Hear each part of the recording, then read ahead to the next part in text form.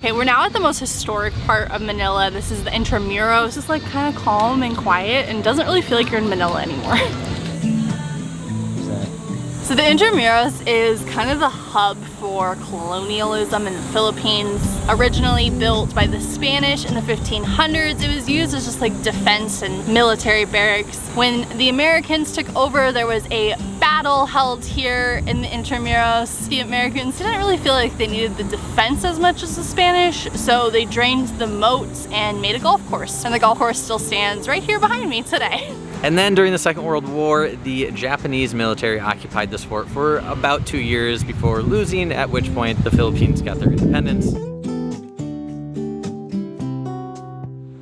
It's pretty neat when you can just come into one of these places and almost get lost in them and forget about the city outside. Until, of course, like you get here and there's the driving range. And then there's these big skyscrapers. But other than that, like, it's really neat. You get immersed in it. It's really good. Well done. We actually made it inside the fort now. I kind of thought the whole thing was the fort, but it's just like this little corner part. There's a museum here. It's actually closed on Mondays. Today's Monday. Museums at a place like this usually mean air conditioning, so I'm kind of bummed, but that's okay.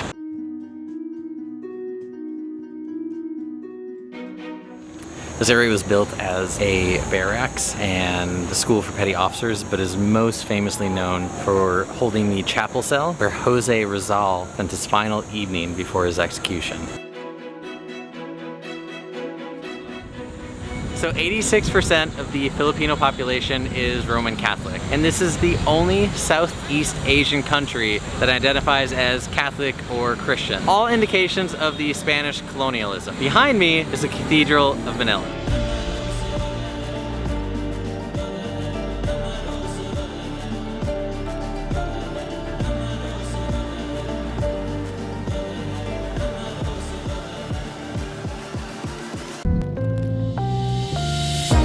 Jamming over here.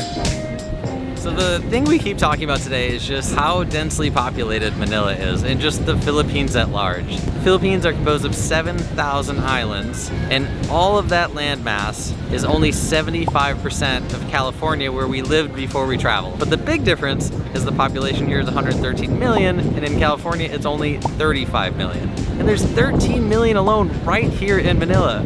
It's just mind-boggling. So we didn't know this until this morning, but they are trying to deal with that problem a little bit, as much as you can, by building land on the water right here.